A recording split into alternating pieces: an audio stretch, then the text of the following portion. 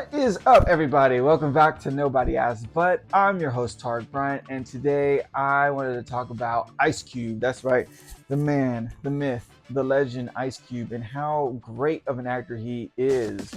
After watching Boys in the Hood and realizing how great of an actor Ice Cube is, it really struck me to go ahead and take a little deep dive into this man's filmography. And I noticed during the 90s, he had a great range of films, starting with Friday all the way to Three Kings with George Clooney.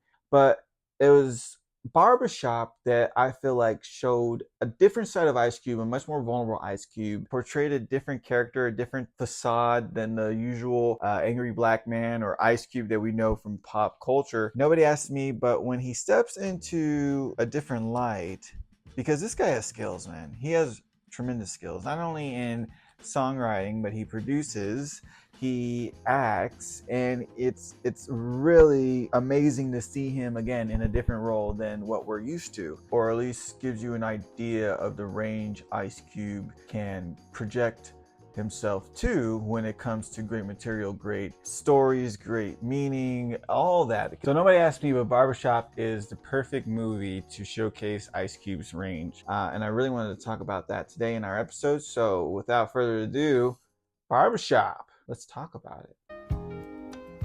How'd you do this for 40 years? I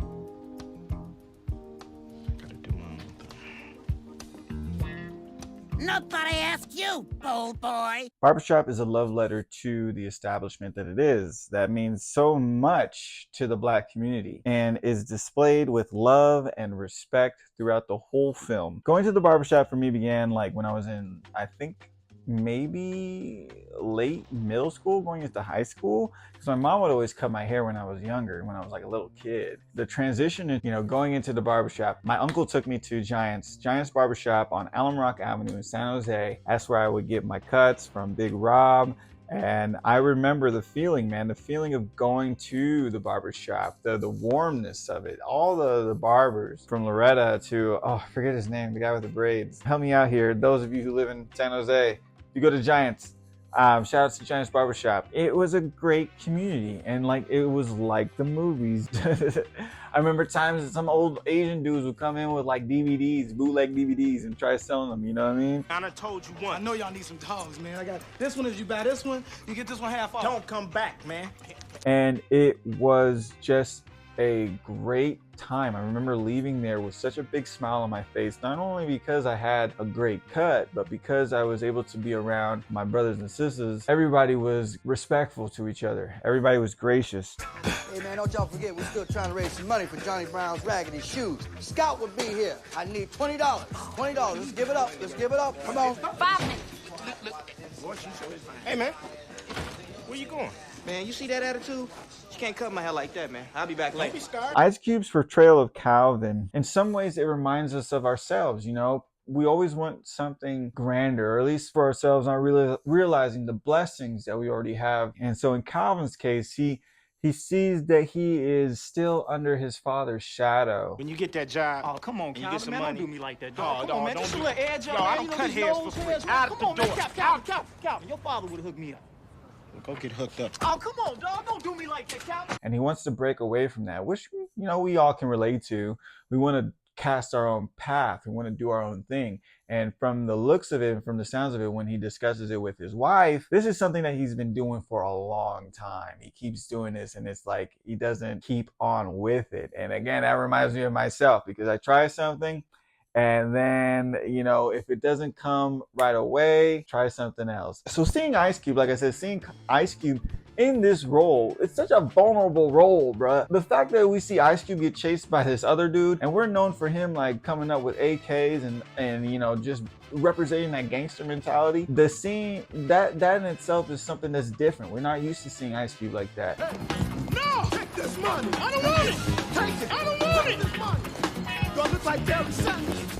And so for me, that's a great thing. It shows you that even though he's vulnerable, he still can command the scene because of the role that he has, which is the leader, the owner of Calvin's Barbershop. As the 2000s hit, you can see kind of this trend of him being in that role, the angry black man or the authoritative figure. And I think it was because I feel like it's hard for brothers to progress in somewhat serious roles. You know, there was that Cat Williams interview where he said that in order for them to be very lucrative in the business, they have to do certain things. Like, for example, they have to wear a girl's dress, and those who wear girls' dresses, all of a sudden their image skyrockets. It's some kind of conspiracy theory thing.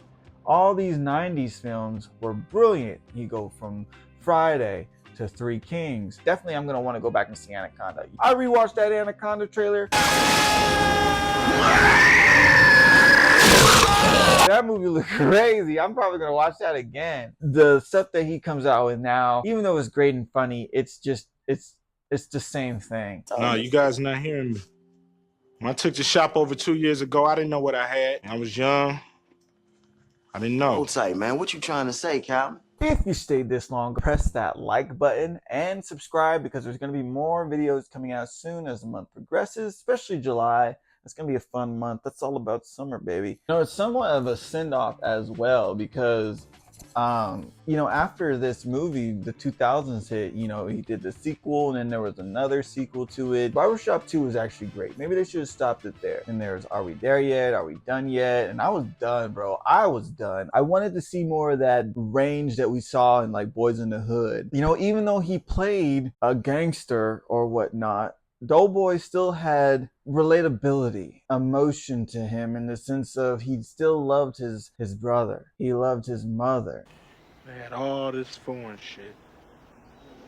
They ain't have shit on my brother, man.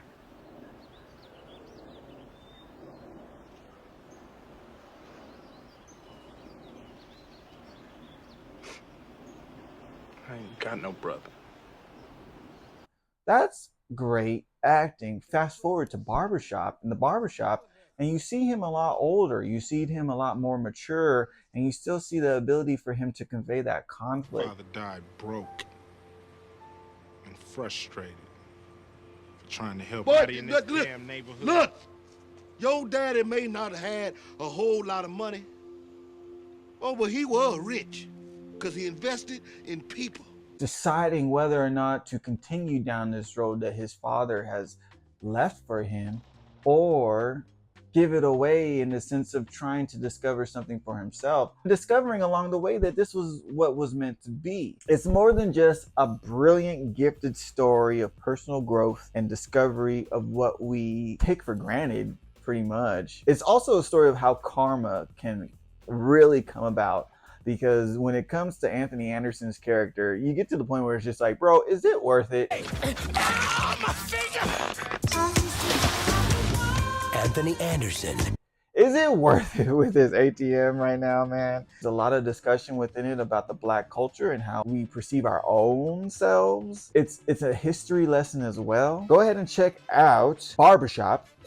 It's on HBO or Max, whatever you want to call it. My name is Tarek Bryant. If you stayed this long, go ahead and like and subscribe, because there's going to be more videos coming soon as the year progresses. Great movie. Ice Cube, keep doing what you're doing, man. Represent the West Coast. This is Nobody Asked But, and I will see y'all in the next one. Peace out. Nobody asked you, bold boy.